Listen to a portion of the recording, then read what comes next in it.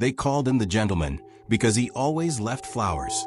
Red roses, carefully arranged, placed beside each victim like a final apology for what he'd done. For 8 years, he moved through the Pacific Northwest like a ghost, leaving behind bodies and bouquets.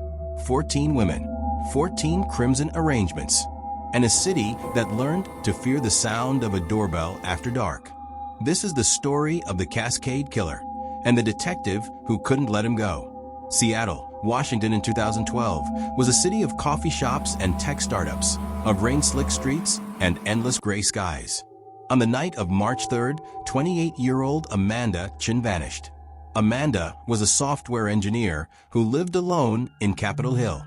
On that Saturday night, she went out with friends to a bar on Pike Street.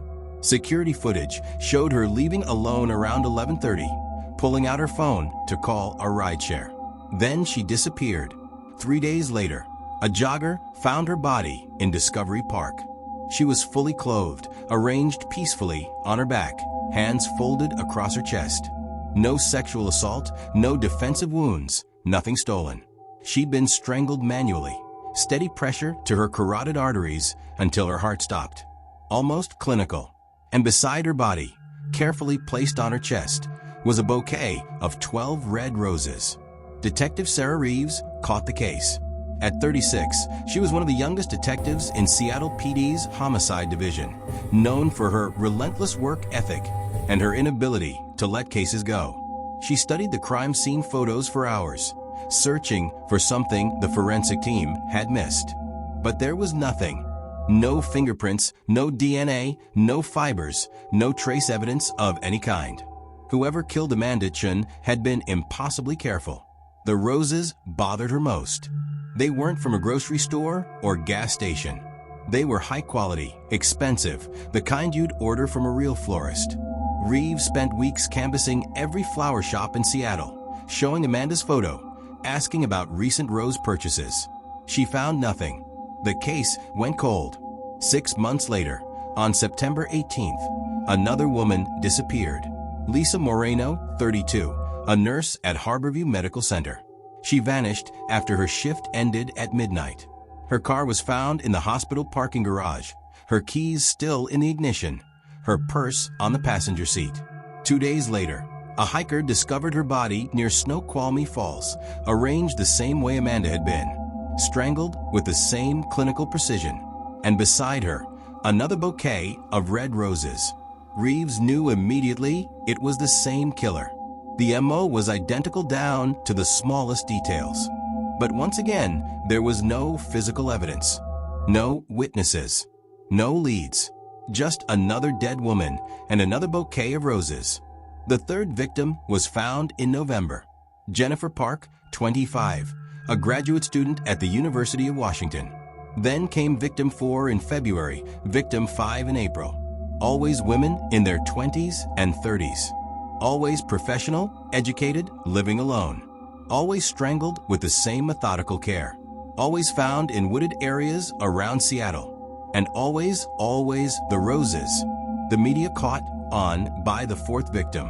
They dubbed him the Cascade Killer, after the mountain range that dominated the Seattle skyline.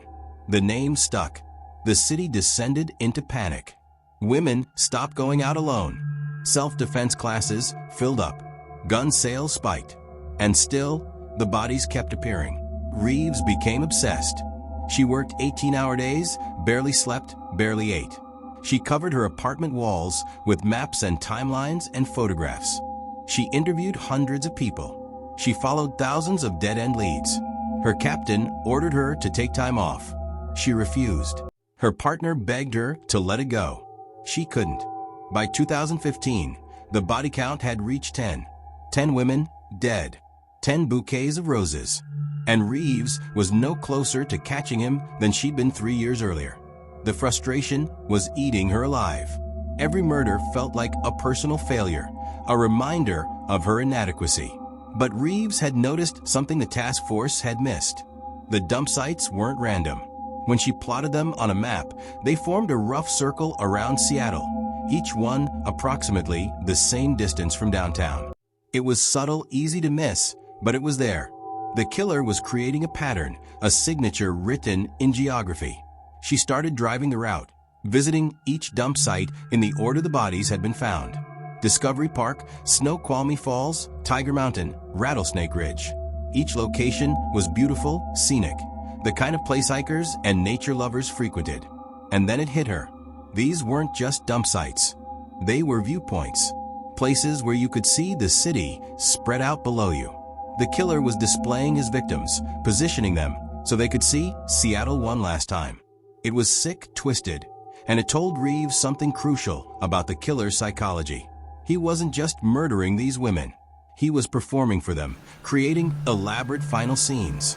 The roses weren't apologies. They were signatures on works of art. Armed with this new understanding, Reeves began researching photographers, artists, landscape enthusiasts who might have connections to all the dump sites.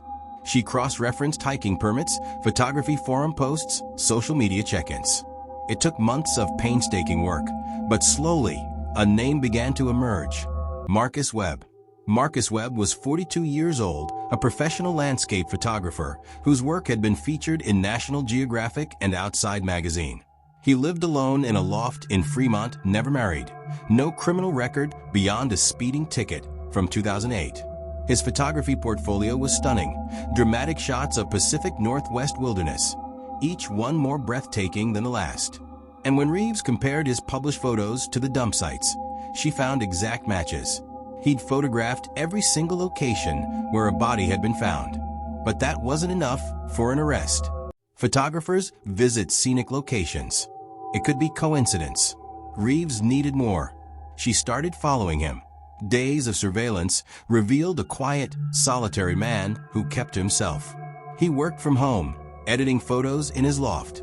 He went on long hikes alone, always carrying his camera. He ordered takeout most nights. He had no close friends, no romantic relationships, no social life to speak of. On the surface, he was just a lonely artist pursuing his passion. But Reeves noticed something odd.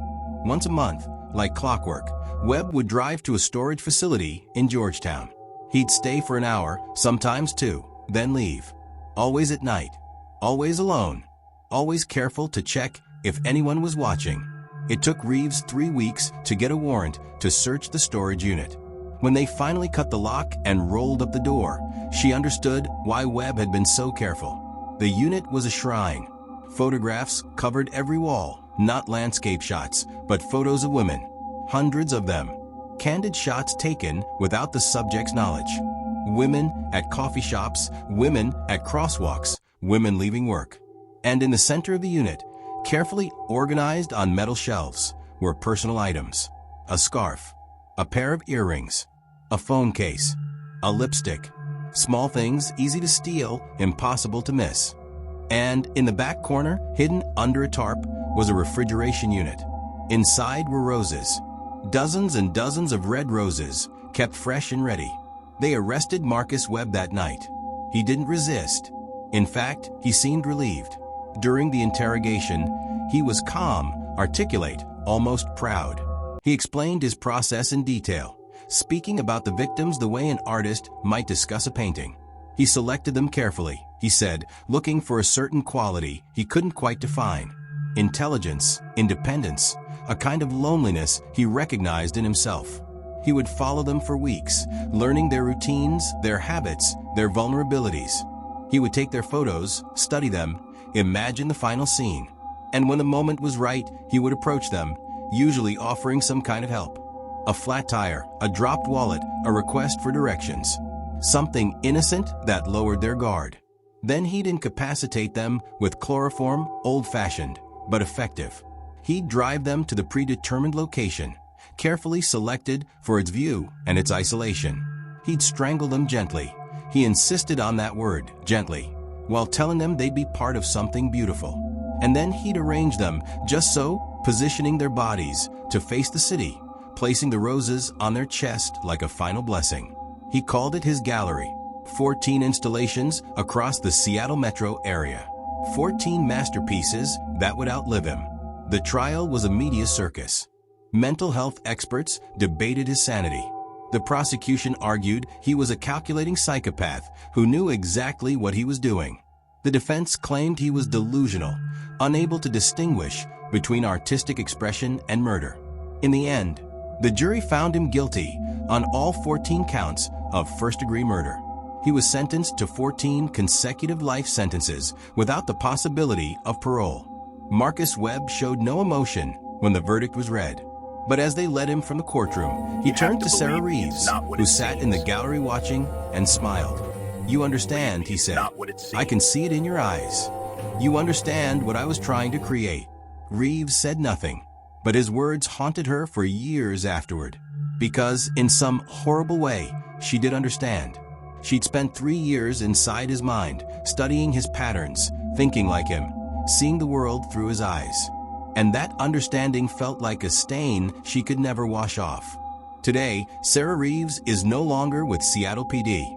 She left the force 6 months after Webb's conviction, unable to shake the feeling that parts of herself had been left at those crime scenes. She works as a private investigator now, taking missing persons cases, trying to bring families closure the way she'd brought closure to the 14 families whose daughters, sisters, and mothers had become part of Marcus Webb's twisted gallery. The Cascade Killer case remains one of the most disturbing in Seattle's history. Not because of the violence. Webb's murders were almost gentle compared to other serial killers, but because of the motive.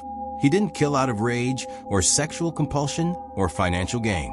He killed because he believed he was creating art, transforming ordinary women into eternal monuments to beauty and death. Marcus Webb sits in the Washington State Penitentiary, where he will remain until he dies. He spends his days sketching, writing poetry, corresponding with people who view him as some kind of dark artist rather than a murderer. He's become something of a cult figure online, with forums dedicated to analyzing his work, his methods, his philosophy. The 14 victims, Amanda Chin, Lisa Moreno, Jennifer Park, and 11 others whose names deserve to be remembered, are buried in cemeteries across Washington. Their families still gather on the anniversaries of their deaths, still demand answers for why their loved ones were chosen, still search for meaning in meaningless violence. And in 14 locations around Seattle, hikers occasionally stumble upon small memorials.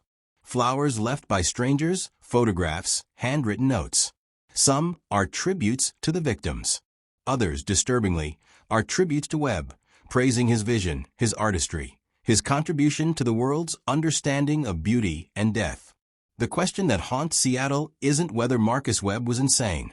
It's whether society created him, whether our obsession with true crime and dark aesthetics somehow validated his worldview, whether our collective fascination with serial killers turned murder into performance art.